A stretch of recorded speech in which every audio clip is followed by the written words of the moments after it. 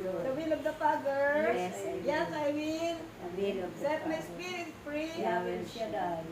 Yahweh Shaddai. Set my spirit free. Boy ng Diyos. Amen. Narito bang ating Panginoon? Amen. God is good. All the All the time. time. God is good. Maraming palakpak. Maraming grasya. Amen. Nadako na po tayo sa pagpahayag tungkol sa pag-ahari ng Diyos. Sa ating panahon at sa nakabagong panahon ay pagkaloob ng ating ginang Bagong Jerusalem, Ginantes Iscario. Amen. Palakpakan natin po yung Panginoon. Amen.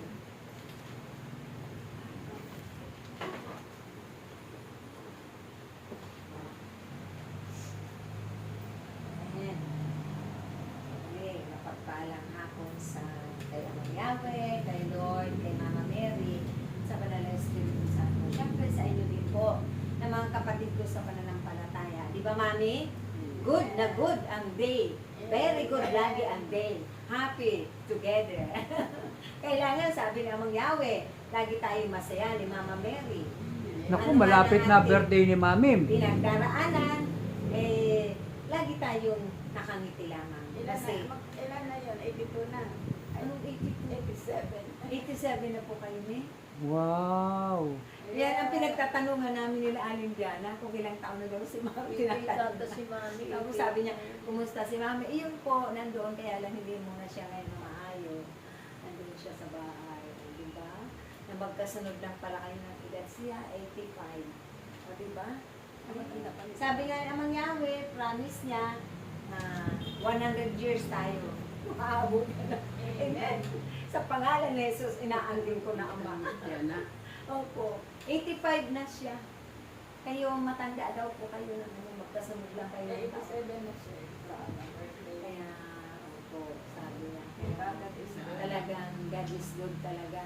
Yan ay bonus na nabiyaya ng ating Panginoon ang nangyari. Dahil sa paglilingkod ni Mami, ganyan din ang tutularan natin susundan, katulad ng pagsunod natin sa paglilingkod ng ating buhay na Panginoon. Amen? So, malakas sa palakpak sa ating Panginoon. God is good all the time. God is good. Praise the Lord. Now and forever. Now and forever. Praise the Lord.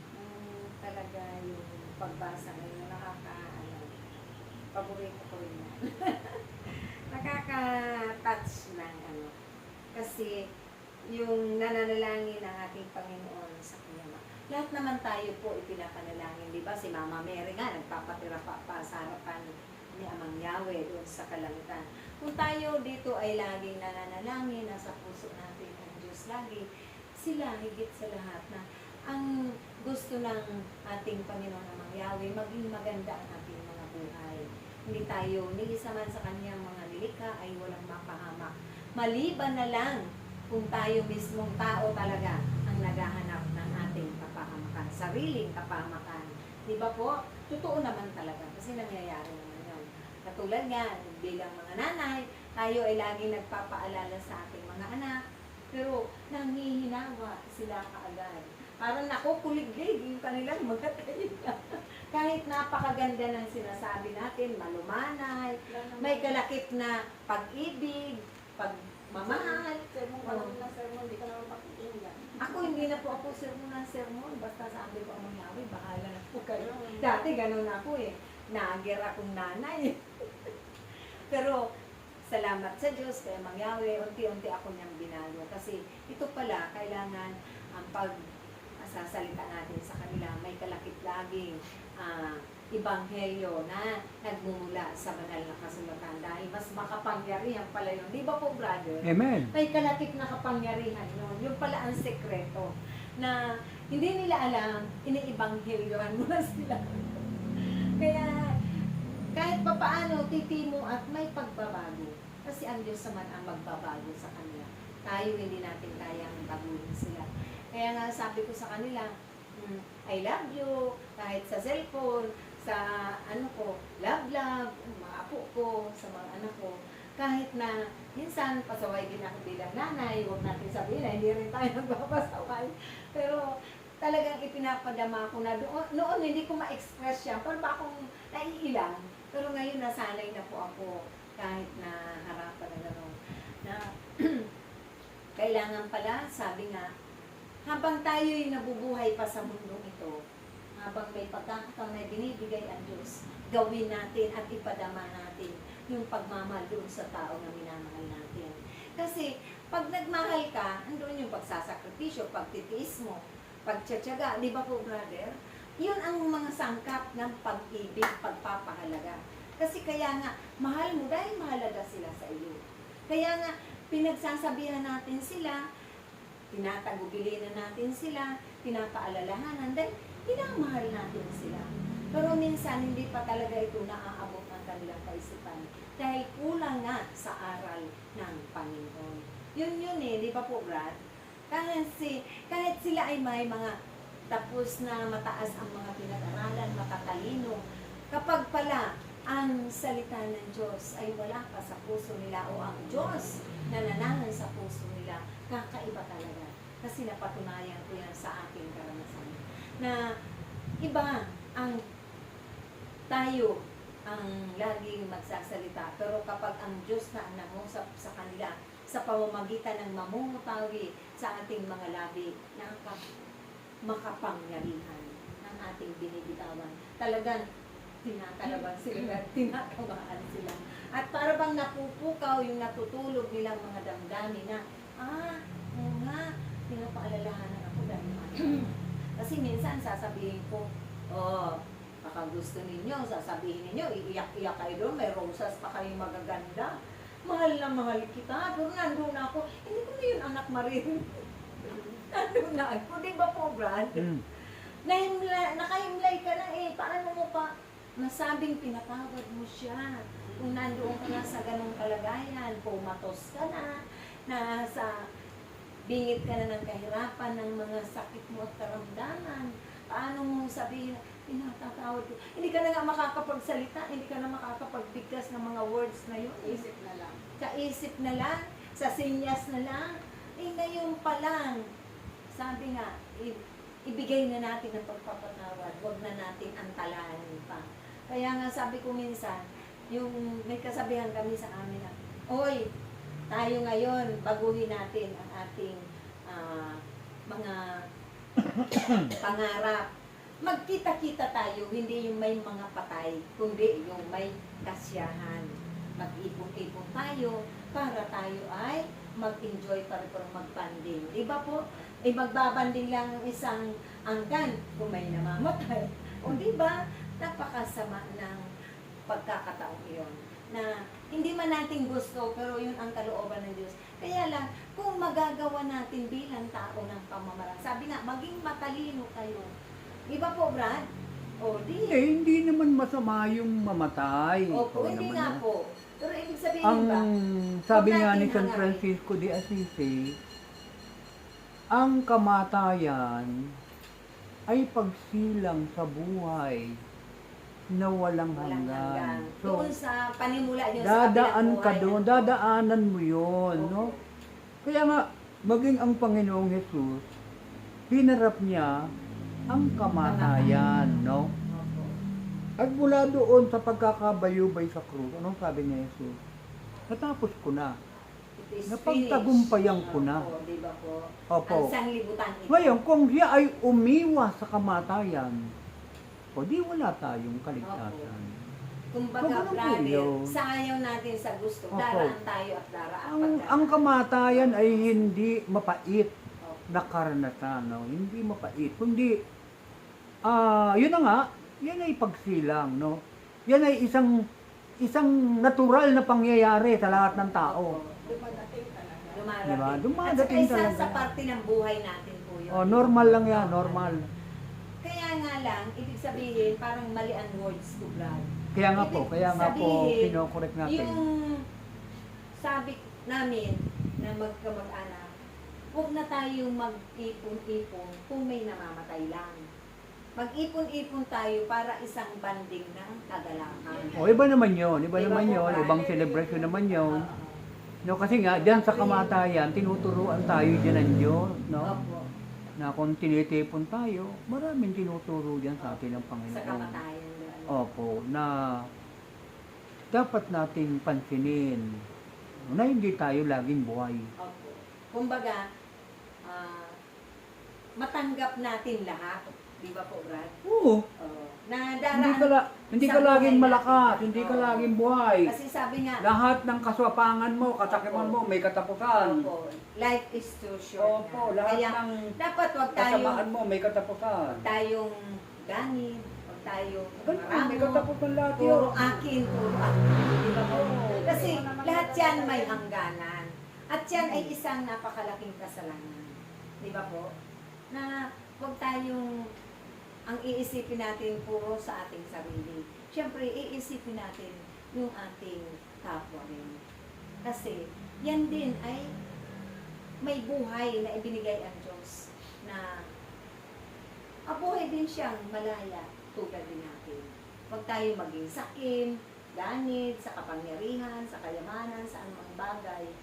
Yung magmuhay tayo ng mapayapa. Di ba po, Brad? Amen. Na wala tayong tinatapakan. Kahit na Opo. naghihirap. Kahit na ganito lang ang ating kalagayan, may kagalakan, may kapayapaan, may kasiyahan. Ang Alam mo ba, ibig sabihin nung may tinatapakan? Ano po yun? Na may naaagrabyado, di ba? May naaapi. Huwag tayong mang-api. Ganun. Ayun, parang ganun. Yun. Oo, kasi nga, ang lapad-lapad naman ng lupa, doon ka pa sa paan ni Roning Tutungtong. Di ba po? Yung Opo. ibig sabihin ba, sa literal kasi mga pananalita yun, malalalim. Oo, malalalim yun eh. No, ano naman Ibig ba? sabihin, nung tatayuan mo si Goning, lalagpasan mo siya. Di ba Gano'n, po? oo. Gano'n. Kasi kaswapangan din yun, kaganidan din yun. Oo. Kasi kahit mayroon ka na, hindi ka pala kontento. Walang kakontentuhan sa buhay. Walang kasiyahan sa buhay. Kaya ang itinuturo ng Ebanghelyo ito, na binibilin nga ng ating Panginoong Jesucristo tayong lahat kay Amang Yahweh. Dahil tayong lahat ay, sabi niya kay Amang Yahweh, pinangalagaan ko sila at piningatan ko sila at ipinapanalangin ko sila upang sila rin ay maligtas. Di ba po, Brad? Opo. Ito ang ano niya. Na tayong lahat ngayon ang namamahal sa atin ay si Amang Yahweh. Na ang ating Panginoon ay nagtagumpay. Gaano mang kahirap yung dinanas niya. Nawa, ganun din tayo, kapitoko tayo sa Panginoon. Ano man ang mangyari, maganap sa mundo ito, huwag tayong hihiwalay sa Diyos. Para tayong mga sanga ay hindi matutuyo. Dahil sa ayaw natin sa gusto, titipunin tayo at titipunin ng Diyos. Di ba po, brother? Na siya ang masusunod. Kalooban niya ang masusunod. May magagawa po ba tayo? Wala naman po tayong magagawa. Kung tayo ay mahina na, wala na tayong lakas, naubos na yung lakas natin, naubos na yung tapang natin, naubos ang lahat sa atin. Siya lang ang panumbalik ng lahat ng yan. Di ba po, Brad? Tama po ba yung aking mga words na anong ginamit? Kasi, nasa kanya nagmula ang lahat ng yan. Sa mga kamay niya, tayo aasa. Sa kanya lang tayo aasa, wala nang iba. Ang tao kasi, ang kapwa natin, nawawala yan, namamatay din yan. Pumunta rin yan sa malayong lugar na hindi na magkita kayo. Kasi ang panahon ay nababago lagi. Diba po, Brad? Yes. Kaya huwag nating pananganan ang ating sariling kakayanan, kundi yung maibibigay ng Diyos sa atin, na ipagkakalig na sa atin. Dahil kung sarili nating kakayanan, mahirap na. Diba po? Kaya nawa, tayo ay magpatuloy lamang na maglingkuran, magmahalan, magpanalanginan. Huwag natin ipanalangin yung kamatayan ng isang tao kasi nakakatakot yun. Ano yung balik nyo, di ba po, Brad? Huwag natin ipanalangin yung ikakasakit ng isang tao. Kasi may mga ganong tao, di ba po? Oo, babalik sa'yo yan.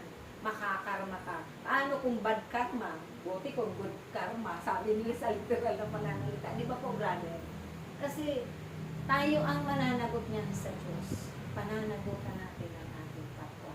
Lahat tayo, sabi nga sa kanta, tayong lahat ay may pananagutan sa isa't isa. Kaya, sa ayaw sa gusto natin, hindi lamang ang mga anak natin ang pananagutan natin, ang asawa natin, lahat ng kapwa natin. Kaya ipadama natin ang pagmamahal, ipakita natin sa kanila na tayo ay tunay na nagagalang kapag naroon sila. Hindi tayo namumuwi sa kanila, hindi tayo nagagalit. Kasi kung dumating man yung kanilang pagpanaw sa mundong ito, paglayo sa mundong ito, papunta doon sa kabilang buhay, ay talagang may kapayapaan ang Wala kanila. ka na magagawa. Opo, di ba po? Yung pagsalita mong paglayo, ano ba ibigin mong Ano? paglayo? Yung halimbawa, Baka paglisan, ano? O, paglisan. pag alis, Kasi yung pag-isa, paglayo ay, Babalik pa. babalik pa yun, Brad. yung paglayo, naglaya. Opo. O iba naman yung, ano. Paglisan sa mundong ibabaw, ay may kapayapaan yung kanyang kaluluwa, di ba po? Brad? Opo. Oo. Kasi walang walang hinanakit ang kalooban, may kagalakan, may kapayapaan yung kanyang isipan. Papanaw siya na walang mga bagay na aalalahanin tayo. Dahil nakapagbigay tayo ng kasiyahan sa kanya, na ipadama natin kung paano natin sila mahalin, paglingkuran ng buong puso. Alin po? Yung ating kapwa, Oh. hindi lamang yung ating pamilya, yung ating kapwa. Katulad ng mga kapatiran, di ba po? Oh, hindi natin kamuhian si Ate Ronnie. Kasi hindi niya ako pinahiliram ng Love your kamay. enemy. Oo. Ibigin na ang kaaway. Huwag kayong mag-practice ng pagkamuhi. Opo. Ibigin yung kaaway, mahirap nga yun. Yan ang puso ng mga pariseyo. Ang puso ng pariseyo ay napupuno ng pagkamuhi, paghihiganti, Kasi pagpatay. Kaya yung kanilang puso, ang tawag ay pusong mapagkunwari. Yan ang puso ng isang pariseyo. Ito ay isang masamang puso. puso. Hindi mago. Oo, nag-iisip lagi sila ng masama Masama para sa sa kanilang kapwa. Kasi ganun yung nasa puso nila eh. Ganun ang nasa isip nila, di ba po, Brad? Oo.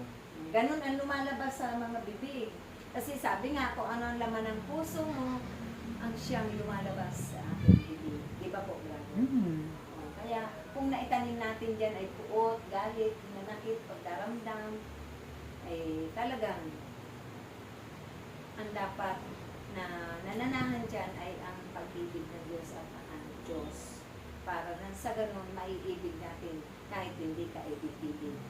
Kahit na pasaway, bilang anak mo, bilang kasama mo, bilang kapwa mo, ay mauunawaan natin naroon ka Kung minsan isipin, kung minsan isipin na talagang may pasaway talaga. Opo, hindi naman nawawala. Kaya kung minsan sarap din na bukuin no? Kasi matigas din ang ulo. Ay kaso nga po, pinuno na tayo ng pag-uunawa, pagtitimpi, pagpapasensya, pagtsatsaga, di ba po, brother? Nasa atin na yung mga bunga ng Banal na Espiritu Santo. Kapag tayo ay puno na, Holy Spirit filled na o di, kahit gusto mong magalit, hindi ka na magagalit. Kasi pinuno ka na ng Diyos. Di ba po, brother? Ganun ang ating Panginoon eh. Pero, hindi pa man dumarating sa atin yan, sinasanay na tayo ni Amang Yahweh para masanay tayo sa ganun mga bagay. Dahil ito yung kinalulugdan ng Diyos eh. Ayaw niya na tayo ay Kahit na matanda na, Opo. pasaway pa rin. No? o ganun po talaga. Parang walang Hindi isip. naman nawawala yun. Pero tayo nga ay uunawain natin sila dahil tayo ang magpupuno ng pag-ibig, pag-unawa, darating din sa kakapanalangin natin sa Diyos na mapabago din sila. Dahil tayo ganun din noon eh. Pero kung hindi tayo binago ng Diyos, di ba po, brother? Di ganun din tayo. Kaya maaawa tayo dahil nakikita natin yung nating lumang buhay sa kanila. Kaawa-awa at kahabag-habag ang kanilang kalagayan. Walang kahinat na mabuting bagay sila. Kaya, para hindi rin sila mapahamak, tayo ang gagamitin ng Diyos na magiging daluyan ng biyaya din nila. Di ba po? Di ba? Kasi tinawag na tayo eh. Tinalaga niya na tayo. Kaya pagtsatsagaan natin, pagtitiisan, pagsasakripisyohan yan. Dahil yun nga yung pagpapahalaga at pag-ibig natin sa kanila. Wala na. So yun naman po. Muli maganda natin sa Amen. Napakaganda po na ang ating natanggap na mensahe ng ating Panginoon. Masarap po ba? Amen. Masaya na nakuha po pa natin ang mensahe ng ating Panginoon. Nakuha po. Ang ating may isa sa buhay mo, ang salita ng Diyos. Mahirap pero talagang wala akong magagawa. Kasi nga, yung iba, di ba, Dahil sa umiiyak. pag-ano natin sa Panginoon. Sasama sa hukay, sasama na ako tatay. Pero nung ay pagalitan. Sunod ako na po tayo sa ating offering. Amen. Nakitang tao Totoo lang yan. naman, nakikita naman talaga sa tunay na buhay yun. Buwari na. Katulad ko, naiinis ako sa asawa. Aminin. Iba po, Brad. Nangyayari naman talaga sa tunay na buhay yan. Ako din may pagsubok din ako eh. Ay, nato. Ay, nakakatuwa ang tao. Pero kung tayo ay talagang pinalo ng Diyos, hindi na yan mangyayari. Salamat sa iyo. Aking Panginoong Jesus, ako'y inibig mo at inangkin lubos. Ang tanging alay ko sa iyo, aking Ama, ay buong buhay ko, puso at kaluluwa, hindi mapayanan, maipagkaloob, mamahaling iyas, niligintong nilubog, ang tanging dalangin, o Diyos ay tanggapin, ang tanging alay ko, nawa ay gamitin. Ito lamang, Ama, wala nang iba pa akong hinihiling. Sa alam ng Espiritu Santo. Amen. Amang banal Diyos, amang makapangyarihan sa lahat, ito po ang aming hanggang Panginoon. Nawa Ama, basbasan mo ang mga pagpapala na ito. At ako ito ay aming magamit sa aming babae. Pagpalain mo nawa, O Diyos, ang bawat matayo ng mga biyaya na ito, Ama, at nawa, ang bawat ito, Ama, na siksik-ligid at maabaw sa bawat isa sa amin. Panginoon, ulangin po namin, O Diyos, pagpalain mo nawa, Ama, ang aming mga mahal sa buhay na nanagaan na buhay upang kami patuloy na makapag-ulog at makapag-alay sa iyong mga gawain. Salamat, Ama, amin po binabalik ang papuri sa iyo. Sa pangalan ni Jesus, aming Panginoon, ang Panginoon. Sa madalang araw ng Espiritu Santo. Amen. Lahat na po tayo sa ating uling panalangin. Ikaw na.